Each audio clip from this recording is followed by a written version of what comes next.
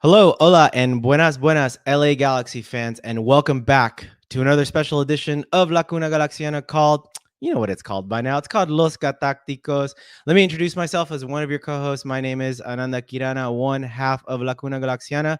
And you guys can always follow me, block me, or stalk me at Ananda Galaxiana. As always, for the video listeners, it's right there on the screen.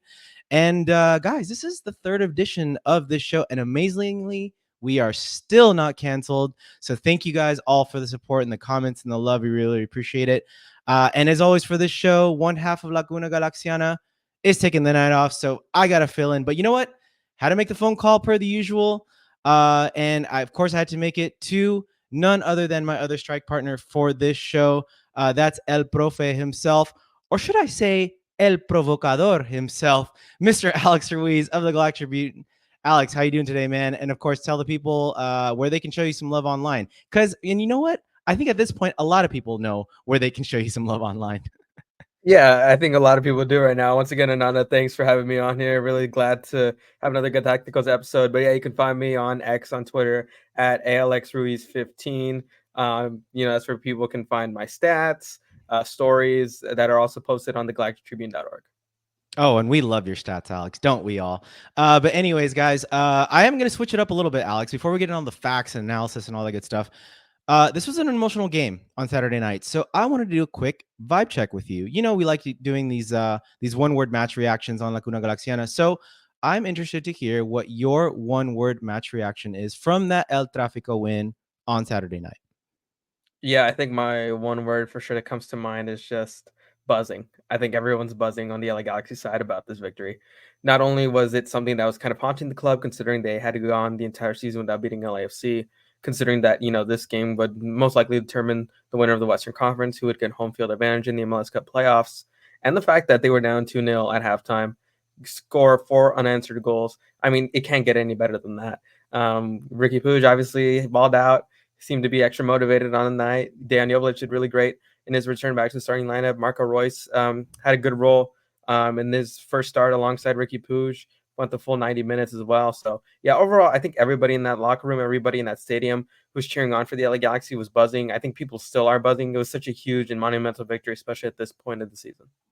Yeah, I agree with you. That's a great one-word match reaction. Of course, I'm not going to give you guys mine yet. You guys can go ahead and tune into the main pod there that we do.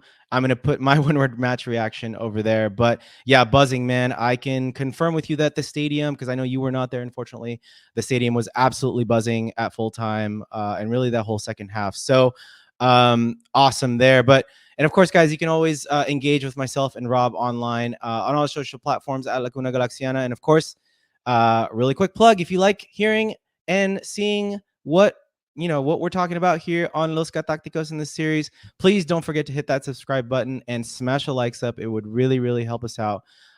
So thank you again for the love and all the support. And if this is your first time watching these videos, well, first off, welcome.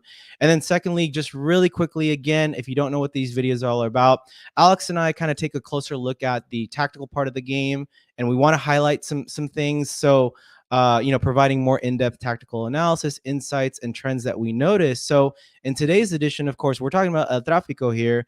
We want to take a quick look back at that, epic come from behind victory on Saturday night. And we want to take a look at particular that second half dismantling of LAFC by the LA Galaxy, and sort of like what learnings we can take from that second half that we can carry on to for the rest of the season to try to secure that number one seed and make that playoff push, right, Alex? To win that elusive 6th MLS Cup. And then at the end, Alex and I are going to give sort of what our biggest takeaway is from this match that we can take into for the rest of the season. Again, to try to chase that elusive 6th MLS Cup that has been eluding us for the last decade. And so, Alex, if you're ready, man, let's kind of get into the meat of this and get into the first talking point. But one of the things that we both noticed as we were preparing for this was, just overall, I think the adjustments that Vanney made in the second half, in particular, something that he did really interesting with Miki Yamane, and I'll just turn it over to you so you can kind of take the lead in that conversation. But yeah, really interesting tactical shift, I think. Yeah, I think Ananda, if you can pull up some of the tactics boards that you showed up in the pre-show. But yeah, one of the Yeah. main things that Greg Vanney did, and the one biggest takeaway in the second half that helped the LA Galaxy, was Miki Yamane kind of playing more as that inverted fullback, tucking in more, allowing the LA Galaxy to have a lot more numbers in the midfield. And we've seen all across football, Pep Guardiola, Mikel Arteta, Greg Vanney very much follows their philosophies. They, over the last couple of years, they've kind of made this a trend with the inverted fullback, adding more numbers in the middle of the field. We're able to outnumber other teams in possession. We're able to have more control of the midfield. And again, the midfield is the most important part of the pitch. And being able to invert Miki Yamane allows the LA Galaxy to have more numbers, have more control. And it also allows the Galaxy to just have a better rest defense, right? When they get caught on the counterattacks. A lot of the times in the first half, whether it was Buanga for a lot of that first half, or even Mateus Bogusz at times, very rarely, but you would see that an LA Galaxy defender get isolated in 1v1 situations where it would be Buanga or Bogusz. They would have a lot of the space, and it would usually be a center back or to be John Nelson on the other side, where they would have to kind of cover and really make up for that on their own. Miki Yamane wasn't necessarily involved there because he's getting pushed up in a more advanced role, more wider. But with Yamane getting tucked in, you not only do you improve the rest defense in those, situations where you kind of need to cover for the counterattack, but you also allow there to be more possession. And that's what you want if you're LA Galaxy and Greg Vanney. When you're down by 2 goals, you want to be able to have the ball, be able to move the opposing team around more, and just be able to create more moments of danger. And Yamane definitely was so influential in that second half. Wherever he got his touches offensively, the runs that he would make, there would even be moments in this game where he would basically be acting as a striker at times, going so forward just to be able to shift around the LFC back line. So he was so important in being able to allow the LA Galaxy to be, I wouldn't say more efficient in their possession, but be able to kind of add another element of danger that kind of wasn't there in that first half. Yeah, and I mean, Alex brought up some really great points there in terms of Yamane's positioning and sort of creating havoc in that final third and really in the buildup in general. And just to visualize sort of what Alex is talking about, guys. So I'm going to pull this up here. I think Vanney did, one of the things that Vanney said in the post game was we started a little slow because there was an element of sort of there was something unexpected from the LAFC side that he wasn't expecting. And in particular, that's really sort of their 3-man midfield. And so I think Vanney, looking at the past couple of games, the track record for LAFC, they've been doing or starting with a 3-4-3 formation. So a 2-man midfield with wingbacks. And I think he was a little bit surprised or caught off guard by their 3-man midfield. And so what does this mean? So like Alex was saying, it put Yamane into positions where it left a huge space in behind. But not only that, I mean, we always talked about this in this series, right, Alex? Greg always talks about numerical and time advantages. Well, with a 3-man midfield and the way we set up, unfortunately, we didn't create that overload in the midfield. It's a 3v3, right, as you can see there on the screen.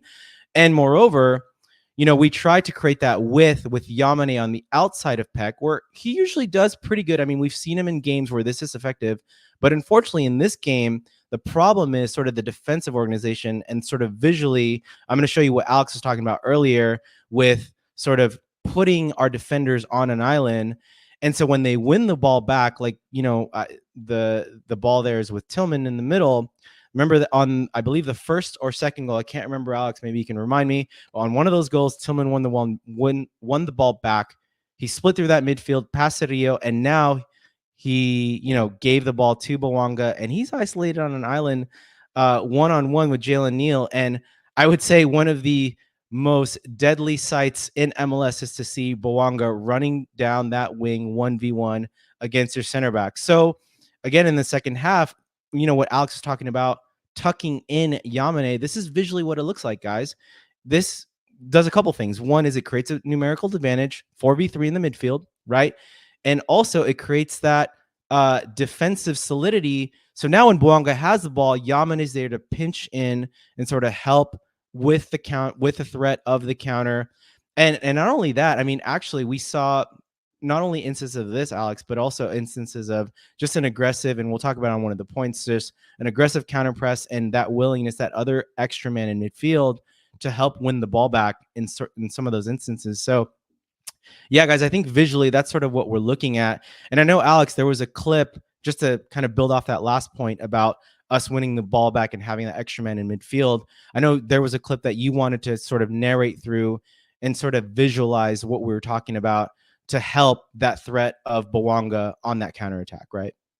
Yeah, I think it was really key because we know LAFC, all they're going to do is counterattack. They're okay giving the ball to the LA Galaxy. All they're going to do is just hope the Galaxy can put their numbers forward, that they can, give the ball away in a bad spot and get countered. But with Yamane sticking back, with them kind of playing more inverted, it allows the LA Galaxy to, be able to defend whenever Boanga wants to go, out wide by the touchline, or if he wants to tuck in, you have Miki Yamane right there. And I guess we can start playing some of the clips as well, just kind of showing that Yamane is there and he's ready to kind of be put in the position. Here we see through the middle, as I was saying, he goes almost running like a striker up there, and then Ricky Puig plays the ball long, and you can see the Galaxy already have numbers in the attack. And then in, a lot of these clips here as well, you just are able to see just the way he's able to kind of move, the way he's able to kind of just anticipate things. And, that's one of the big things I love about Miki Yamane. He's a very high Q player. He's a guy who has a good feel for the game. His anticipation is top notch, and I think we have to give a lot of credit to the scouting department to just being able to kind of see this guy, playing in the J League, a J League veteran, one of the better players in that league, and then being able to sell him, pitch him to play with Maya Yoshida, to play with the LA Galaxy, and he's just fit in like a glove for the LA Galaxy and Greg Vanney system. The fact that he can play kind of like a traditional wide back, where you can go wide, where he can rush forward, but also be technical enough to play in the midfield, to be able to read the game and kind of have a sense for how to play in that situation. I think that's something that's going to be so invaluable for the LA Galaxy in their quest for the 6th MLS Cup this year. Yeah, that's huge. And it's funny because I don't know why I thought about this, but I think back to a different right back that we had last year with Caligari, right? Two very, very different right backs. And I think it's interesting that, number one, we scouted a guy like this, like you said, and now he's giving us sort of a slightly different skill set. I would say I talked about this in the main pod a week ago, which is more technical security on the ball. And I think he has the ability to play that midfield role. He's got a good passing range on him, good decision maker. So yeah, just massive, massive credit to, I think, Will Kuntz in the front office when they scouted this guy, because we've seen him play in sort of a midfield role, but we've also seen him play and go on the outside of Peck and create havoc from the wing, right? And sort of from the touchline or from the end line. So yeah, just a really, really great weapon to have. But switching gears a little bit, let's talk about another guy that tucked in the midfield, and he's carving out a very, very important midfield role in this team. I think a role that maybe I didn't anticipate, Alex, when we talked about a little bit in our last Los GaTacticos about this guy, right? And that's Marco Reus. And I'm going to turn it to you, man, because I know you want to talk about just sort of his impact in that midfield and sort of the role that Greg is now carving out for him in that crucial midfield. Yeah, so as you showed earlier on in the graphic, right, where the LA Galaxy have the numerical advantages, where they're able to kind of have more numbers in midfield. The one thing that's so great about Marco Reus and Ricky Puig as well is the way that they connect in tight spaces, the way they're able to move the ball forward, the way they're able to kind of anticipate each other's movements, being able to read the other players as well. When you have this numerical advantage, it's great when you can do quick touches, when you can move the ball quickly to progress the ball forward. And again, the Galaxy were down by 2 goals. So being able to break through the middle of the pitch, which is something Greg Vanney has talked about in recent weeks, he wants to see more of, where their attacks are more through the middle than out wide, because most of the times that I think the attacks through the middle are going to be way more effective, are going to be better looks than kind of cutting in on the wing and then shooting from there, right? So if they're able to kind of play and build out in these quick little moments, I think we also have a clip too of Royce and Ricky, yep, and when they're connecting, and you can play it right now. I thought this was key to just the way that they build up, to the way that they kind of put LAFC, to put bunker down. You see Royce and Puig both highlighted in this clip here, the way they connect in tight spaces, keep the ball progressing, make the movements of the forward attackers smooth,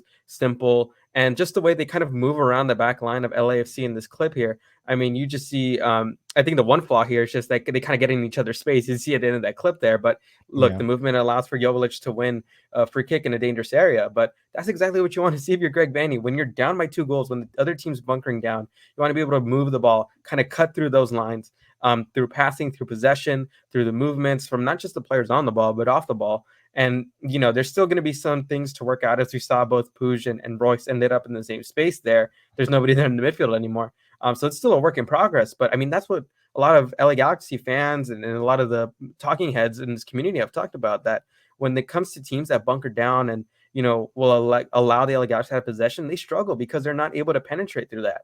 But with Reus, with Ricky, having these numerical advantages in midfield, you have two players that are really great in tight spaces, that are really smart and can anticipate the runs of their teammates, and that have that touch to be able to kind of sense when, when is the right pass to play, when is this the moment to shoot, right? And in that play there, it ends up with a dangerous free kick for the Galaxy. It doesn't get converted into anything, but come playoff time, I'm pretty sure you'll take an opportunity like that when you're down and chasing a result to have a free kick in that situation.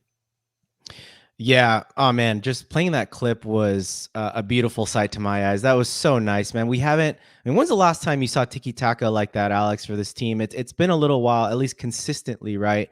But I do want to bring up one thing about this, which is something that you tweeted pre-match, which or maybe when you saw the starting lineups, I believe is when you tweeted this, but Greg Vanney's decision to start Ruiz in that role over Marky Delgado, who's really been a trusted guy during Vanney's tenure, right? And of course, Marky played for Greg Vanney in Toronto.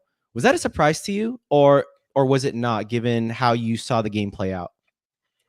It was a surprise to me, given that, look, Edward Cerrillo has been really great when it comes to these moments that are big. Obviously, he had that amazing goal, one of the top 3 goals of this derby of all time. But, when I look at Mark Delgado, when you have guys like Ricky Puig who won't play defense, Marco Reus isn't in this prime anymore where he's tracking back as much. I know Cerrillo can do it, but the fact that, Mark Delgado consistently finds himself atop, the players who cover the most distance, that I think he's very smooth in possession. And again, he's been in the Greg Vanney system ever since, Vanney was a assistant coach at Chivas USA, right? So back years ago, decades ago. So yeah, I felt like, it would have been a lot better considering, Delgado understands the movements that, he can combine with Miki Yamane. He understands, that he's going to be the shield for the back line. And again, he's a guy who's more than willing to cover ground, more than willing to kind of be that cog who's not going to go forward. But yeah, I mean, Edwin Cerrillo had a little bit of a shaky start to the game, right? Wasn't great.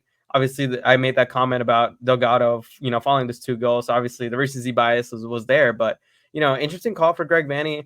If he's going to play Reus and Puig together, it's going to be interesting to see if this means Delgado is the odd man out. I mean, we know Brugman's still recovering from injury, and we know he's great in possession.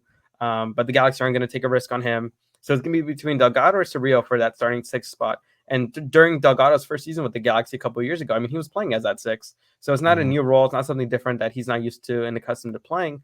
It was just a coach's decision to go with Cerrillo instead of Delgado. But yeah, and I'm honestly really interested to see what happens in these next couple of games, because if Reus and Puig are going to play together, you got to have a solid 6 who's going to cover ground, who's going to be smooth in possession and not have these silly giveaways. So that's something I'm keeping an eye on. Again, we saw just how good Reus and Ricky Puig can be on the offensive, but you also got to be able to track back and cover ground in front of the back line. Yeah, you know what I love about this conversation, though, Alex, is that we have depth. Like, we have options. This is a good problem to have, right? And just like you, I'm very, very interested to see how Greg uses these chess pieces over time. And I think this will be great for certain matchups that we'll see in the playoffs, right? So we can move. Like, the great thing about this is everyone's versatile and they can play in sort of different positions. So I think it'll be, this is where Greg gets paid the big bucks, right? And this is where we'll see sort of his tactical nous and how he uses these chess pieces moving forward. But the last takeaway that we wanted to bring up, guys, is one thing that we saw, and I think this is Greg's talked about this a couple of times in his post-match conferences or his pre-match conferences as well. But the sort of taking a page of, La Masia and Barcelona and when Ricky came from, right, is this idea of the counter press and, the fact that there was such an increased urgency in the second half to win the ball back quickly, Alex. And what this does to, not only negate threats on the counter, but this also like really pins back the offensive team and sort of like makes them feel suffocated that they can't get out of their own half. And I think in the second half, the LA Galaxy, just through sheer grit and determination and application, which is the biggest thing in sort of these instances, I think they really, really showed that urgency. And, we'll pull up a couple clips here to kind of show a montage of 3 instances where this happened. So you look at here, Marco Reus loses the ball, but there's Miki Yamane just hurrying or harrying Bouanga to get that ball back, and Jalen recovers to get the ball. Here's the second half where Jalen, again, does a great job in shouldering off Bawanga after a tough first half. And in this play, look who it is. Ricky getting on the defensive action and nicking the ball away from Drude. And by the way, Alex, that was the play that sort of spurned the little confrontation, right? The little midfield Yeah. confrontation between Ricky and Drew, because he was snapping at his heels. But you know what? That's something that we don't typically associate Ricky with. But he understood sort of the gravity and the momentum, or sort of the moment and the occasion, right? And I think he even realized that, hey, I've got to sort of work even harder. Like, tengo que trabajar por el equipo, right? And you saw that in those instances. And man, that was I think I saw, the funny thing though, is I saw this a little bit in the first half, but we saw this consistently over and over in that second half. And just as a Galaxy fan, man, that made me really, really proud. And I think to sort of help the other 2 points that we just made, I think those other 2 points don't happen if this sort of counter pressing and winning the ball back and showing that grit and determination. I don't think those other 2 things work as effectively if this doesn't happen, right? Yeah, look, I mentioned earlier, right, about, Vanney, very much a follower of Pep Guardiola's philosophies, and that's one of the key things in his teams, right? Being able to counter press, being able to win the ball back, kind of being able to be in control of the game, despite not having the ball. And I think that's the one thing the LA Galaxy really succeeded on the night, is just putting their stamp on the game. Kind of, sure, we're down 2-0, but we're still going to go at you. We're still going to have the help of the home crowd, kind of roaring on and cheering everyone on. And again, all these tactical tweaks. Yamane, we saw in that first clip, right, where he's playing that inverted, tucked in. He's right there to nick the ball away from Bawanga. We kind of saw Jalen Neal had a rough start to the game, but man, that second half was incredible for him to watch. Not only him bounce back, but just also evolve in that game. Be mature, make the right decisions. Today in my column, I kind of put a quote from Maya Yoshida a couple of weeks ago saying Jalen Neal's a little too nice, right? Well, in this game, he wasn't afraid to get in the face of Bawanga. He wasn't afraid to kind of, I wouldn't say play extremely risky, considering, he was on a yellow card for, since the first half, but he wasn't afraid to continue to be himself. And I think that's the one thing you got to really applaud Jalen Neal about on the night. But yeah, Nanda, I think the one thing that if the Galaxy are going to succeed in the playoffs is they've got to be able to win the ball back. They got to be able to kind of make it harder for teams, not give up cheap goals in a way, right? You have to truly earn a goal against the LA Galaxy backline, against the LA Galaxy defense. And look, those first 2 goals from LAFC, I don't know if you want to call them cheap or not, but it just felt like it was too easy on the night. If the LA Galaxy is able to, just stop a bit of that momentum, right? Just, make the player not run in a straight line, just move them a bit more to the side, it's going to do so much to just help their overall defensive play. As long as you're able to, have moments where you can stop their momentum, where you can kind of halt the ball, reorganize yourself defensively, get into your shape, the Galaxy are going to have a chance to, what if they win the ball back or, defend the play really well. I think the Galaxy are a very good structured team. It's just about managing their emotions, managing how they play. And I think, it was a good balance on the night when we look back at these clips of taking those risks, but also being able to still play in that structure and counter press in an effective way. Yeah. I mean, and I think moving forward, one of the things that we'll all look at, from the media and the fan side is we know that we're a good on the ball team, Alex. We've showed that throughout the season. We're a good offensive team. But the next evolution of this team is, how do we play off the ball? How do we look off the ball, right? And that is probably the next progression of this team. And I think that's where there's still a little bit of deficiency, but we showed a lot in that regard in this game. And I think the other thing is, you talked about the performances of Jalen Neal, Miki Yamane, but I'm going to argue this, man. I think, players 1 through 11, all 11 men showed that sort of grit, the determination, the speed, the intensity, the application, right? And it's funny because we had Marcelo Balboa help preview the match with us in the main pod. And we asked them, who needs to step up for the Galaxy for us to win this game? And he said, everyone. When you play against a team like LAFC, all 11 men need to step up. And we saw that, right? Not only in the point that we're talking about now, which is the urgency to win the ball back quickly, but just application. I mean, you saw John Nelson have an extremely solid game. Cerrillo, you talked about not only his goal, but he grew into the game as the game went on, right?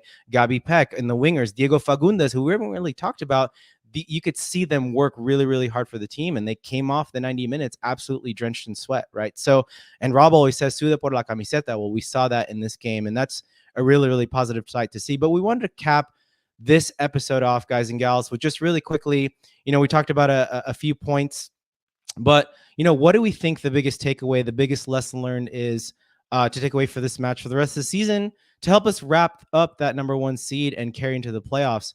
Alex, what do you think, man? What's the biggest takeaway for you? I think my biggest takeaway is just the trust in Greg Vanney that people should have right now. It's always a risky call when you're going to make tweaks tactically, because their team can also do that as well. But I think Greg Vanney made the right call when it came to moving Miki Yamane into an inverted role. Right, he made the right call in not yanking Jalen Neal off 45 minutes. I think a lot of coaches in that scenario would have put a more experienced guy, would have Great maybe point. put in Emiro Garces, right, given his pace and his abilities. But he kept Jalen in. Jalen, on the ball was very effective. I think he completed around 90% of his passes. He was a good guy to kind of have to recycle and keep possession whenever the ball got to him. So yeah, I think Vanney made some good calls there. Just being able to kind of keep Reus and Puig connected throughout that game, kind of put them in scenarios where, as we talked about earlier in our second point, where they can combine off each other, where both of them can penetrate LAFC's defense through the middle, where they don't have to rely solely on their offense on the wings, right? And I think Greg Vanney should definitely get his flowers for his tactical tweaks, and I think he should have the full backing and confidence of the fans heading into the playoffs, given that not only his MLS Cup winning pedigree, but also this season he's showing he's Mr. Second Half, right? He's making those right adjustments. He's making the right calls, the right subs, not panicking too early. There's a lot of coaches, a lot of teams in MLS that wish to have a coach like Greg Vanney. So LA Galaxy fans should feel very lucky they have him on the sidelines. Yeah, it's funny, Alex. I'm going to build off that point, and for my big takeaway, but it's sort of a larger point, which is I'm gonna harken back to the great band Journey here, but don't stop believing. And part of that is believing in Greg Vanney, Alex, definitely. But I think just in general, I tweeted about this earlier this afternoon, and I go back to sort of the mentality of this team, and this team just whenever there's a setback, there's sort of that belief in the locker room that we can overcome the next step or the next hurdle, right?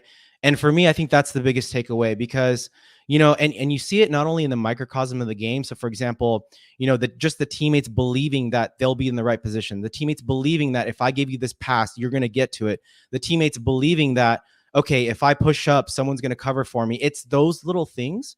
And even like, I would say a good example of that is Marco Reus for that third goal. I think the pass was a little loose, but he great effort to win that challenge back. And so his players were like, his teammates are believing that he'll get that ball, and that sprung a counter the other way, right? That sprung sort of that third goal in the buildup. So it's the players believing in each other, but like you said, it's also the players believing in Vanney. When things go bad, like giving up 2 goals in the first 15 minutes, it's believing that the way you're playing will better, all the other oppositions out there that you'll see in the playoffs. And like you said, I don't think enough credit's been given to Vanney, I think. And, I think just believing in the system, believing in sort of what the coach is preaching, believing in his adjustments. That's it, man. Like that's the big word for me right now is belief. And not only that, but that belief is now transcending to the fans. It's giving fans like me hope and belief that, hey, maybe we can win that 6th MLS Cup, right? So I think that's my biggest takeaway, man, is don't stop believing. And, I hope we can believe that we can win that 6th MLS Cup when it's playoffs time. Yeah, and I think this team believes as well. I mean, look, I wrote in my column, this team's afraid of being told what they can and what they can't do. Ricky Puig, right? He was ready to kind of pull out the receipts on me on Twitter following, his great performance. But it shows they're motivated. They're not going to allow the narrative to be the narrative. They're going to make their own narrative. You saw that with Puig's performance, kind of shedding, all the talk about him not creating any chances in the last 3 Trafico games. I mean, he was monumental. He's fantastic in that second half.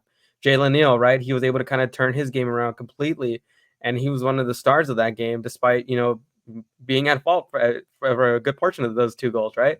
So this team's, they're ready to take that next step. I think they're very much ready, very much, a well-knit together group.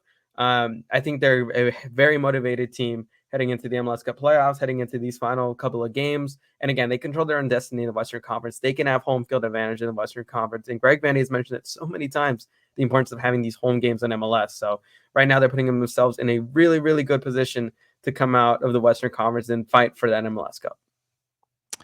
Here, man. Okay, chat. So you've heard our takes on what is sort of the biggest takeaway the Galaxy needs to take with them from this big El Trafico win to win that elusive 6th MLS Cup. What do you guys think? Go ahead and leave your thoughts and your takes in the comment section of this video.